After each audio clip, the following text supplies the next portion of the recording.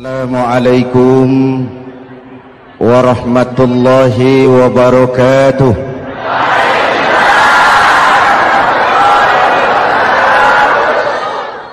Alhamdulillah wassalatu wassalamu ala Rasulillah Sayyidina Muhammad ibn Abdullah wa ala alihi wa sahbihi wa mawala, amma ba'du. Saudara-saudara kaum muslimin di seluruh tanah air, saya masih ingat sebuah cerita. Mau dengar? Mau dengar? Pada waktu Umar bin Khattab radhiyallahu anhu menjadi khalifah, menjadi Amirul Mukminin, itu yang jadi gubernur di Mesir adalah Amr bin As. Satu saat Amr bin As ingin mendirikan masjid, tapi tanah lokasi masjid itu milik orang Yahudi. Ada gubuk di situ. Dipanggil Yahudi ini oleh Amr bin As. Saudara Yahudi, iya. Itu rumahmu ya? Iya. Sudah tahu belum? Belum. Ya memang saya belum kasih tahu. Begini, kamu bangun sembarangan saja, rumahmu kena jalur hijau itu. Lalu saya mau bangun masjid di situ. Ya tapi ada rumah saya, Pak. Sudahlah, rumahmu saya bayar, saya beli. Enggak mau, Pak. Rumah saya cuma itu-itunya. Saya bayar 2 kali lipat. Enggak mau, Pak. Enggak mau. Sudahlah, saya ganti rugi. Ya, enggak mau, Pak. Namanya juga ganti rugi, Pak. Biar digantikan tetap rugi. Mangkel Amr bin As ini wong cilik kok bertingkah amat. Si amat aja nggak bertingkah. Panggil kamtib, hei gusur. Ditarik rumah Yahudi ini, ambrol, menitiskan air mata si Yahudi di sudut kehidupan. Begini wong cilik ini sudah jatuh tertimpa tangga. Rumah cuma sak gubuk-gubuknya diderek oleh petugas. Pikir-pikir Amr bin As kan cuma gubernur, di atasnya kan masih ada khalifah Umar bin Khattab. Saya mau lapor ke pusat. Berangkat Yahudi ini dari Mesir menuju Madinah, berhari-hari berjalan sambil berpikir, ini nanti kalau saya laporan kepada khalifah, apa pengaduan saya diterima? Wong saya rakyat kecil, lagian Yahudi, sementara yang menggusur saya ini gubernurnya sendiri. Terus dia berjalan sampai di kota Madinah. Lewat tengah hari dia mulai cari-cari. Ada orang, ketemu orang sedang tidur di bawah pohon kurma. Selamat siang, Pak. Siang. Saya mau numpang tanya, Pak. Tanya apa? Bapak tahu Khalifah Umar bin Khattab? Tahu. Istananya di mana, Pak? Istananya di atas lumpur. Di atas lumpur? Iya. Pakaian kebesarannya apa, Pak? Sutra? Bukan. Pakaian kebesarannya malu dan takwa. Pengawalnya banyak, Pak. Banyak. Berapa peleton? Pengawalnya yatim, orang jompo, kelompok mustad'afin, orang-orang lemah, janda-janda tua.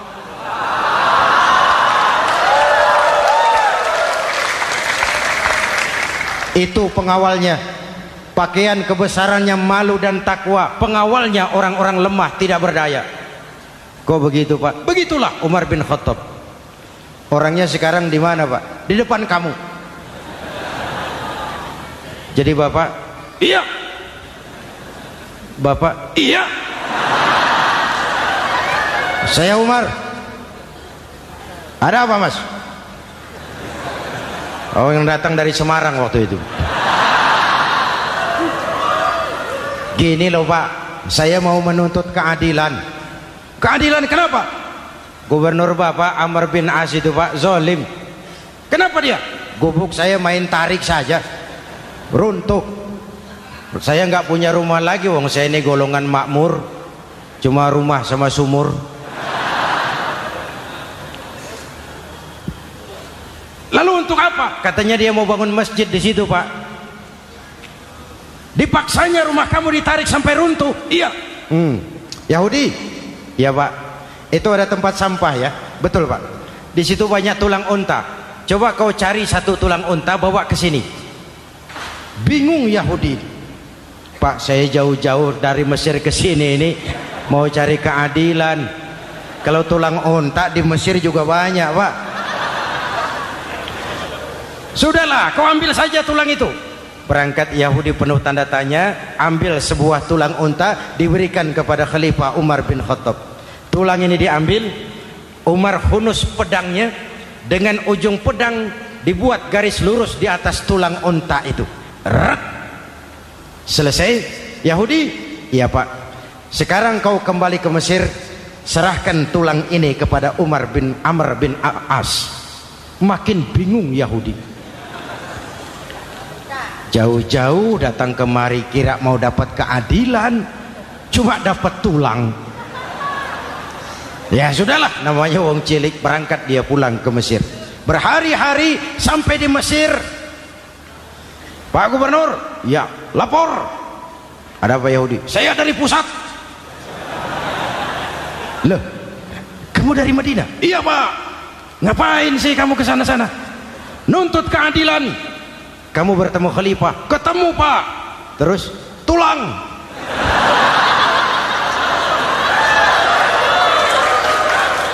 Ini loh Pak, salam dari beliau. Tulang. Apa maksudnya? Aku nggak ngerti lah itu Pak. Yes, go Rene. Diambil tulang itu. Amr bin As melihat ada garis lurus dengan ujung pedang. Gemetar badannya. Keringat bercucuran. Kepala proyek dipanggil. Mas. Ini proyek masjid batal. Gubuk Yahudi dirikan lagi. Loh Pak, kata kepala proyek, saya kan sudah menang tender Pak.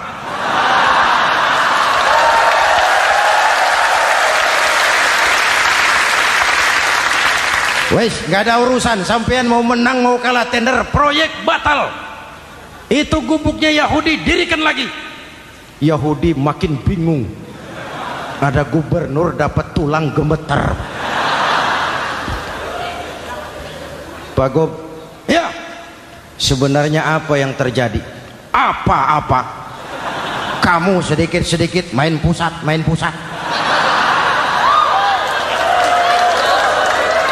Bu, yang ngomong dulu toh.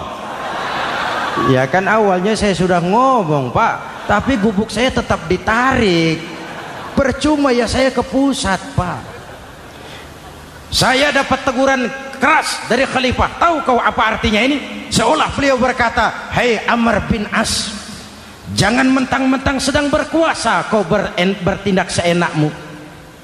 Berlaku lurus dan adillah kamu seperti lurusnya garis di atas tulang ini."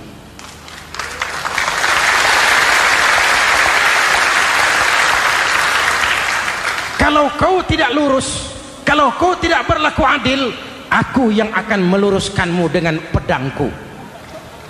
Itu bahasa simbolik. Siapa yang gak gemeter? Kamu. Pusat. Wedus. Ya ini nek coro kita. Oh Pak, kalau begitu Islam adil ya Pak? Adil. Jadi saya menang Pak? Menang kamu. Padahal saya Yahudi. Tapi menang ya? Menang. Pak, sudahlah kalau begitu Pak. Bagaimana? Itu gubuk saya ambil saja Pak. Tanah-tanahnya sak gubuk-gubuknya Bapak ambil. Silahkan kalau mau dibangun masjid. Tidak cuma sekadar itu Pak. Mulai hari ini Bapak dengarkan. Asyhadu an la ilaha illallah wa asyhadu anna Muhammadar Rasulullah.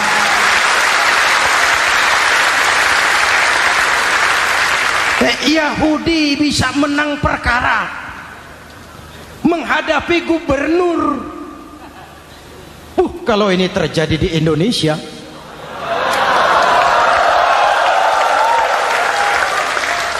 amin.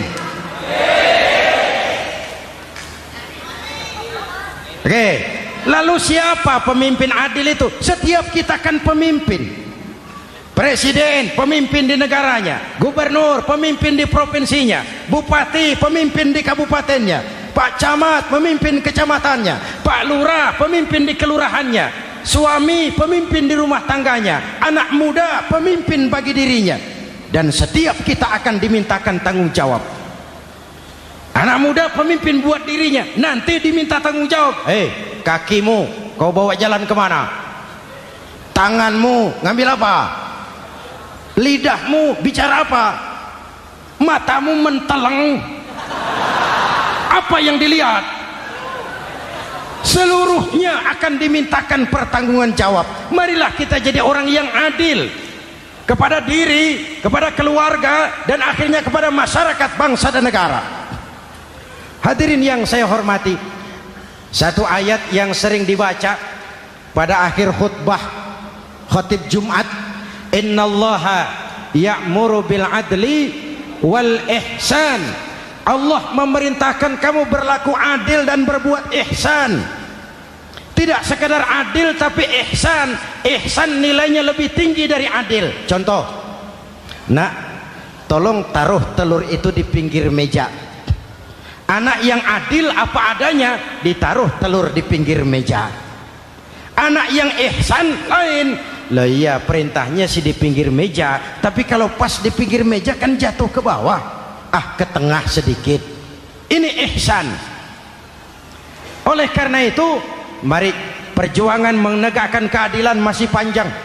Jalannya tidak lurus bertabur bunga, menanjak menurun, banyak onak dan duri. Namun seperti yang dikatakan seorang tokoh, masih Napoleon, kalau ada 1000 orang penegak keadilan, saya satu dari yang 1000 itu. Kalau ada 100 penegak keadilan, saya juga satu dari yang 100 itu. Kalau ada 10 orang menegakkan keadilan, saya juga satu dari yang 10 itu. Kalau hanya 1 orang yang menegakkan keadilan, maka sayalah yang 1 itu. Tetap konsisten berjuang menegakkan keadilan, walaupun besok langit akan runtuh, walaupun besok akan kiamat, keadilan tetap harus ditegakkan. Oke, ini reformasi yang ketiga, menegakkan keadilan, mengayomi masyarakat dengan hukum yang tegas. Dan Rasul menjadi contoh. Ini yang hebat. Misalnya beliau berkata, wallazi nafsi biyadihi lau anna Fatimah binti Muhammadin sarqat laqata'a Muhammadun yadaha. Demi Allah, andai kata Fatimah putri Muhammad mencuri, jangan orang lain, Muhammad sendiri yang akan memotong tangannya.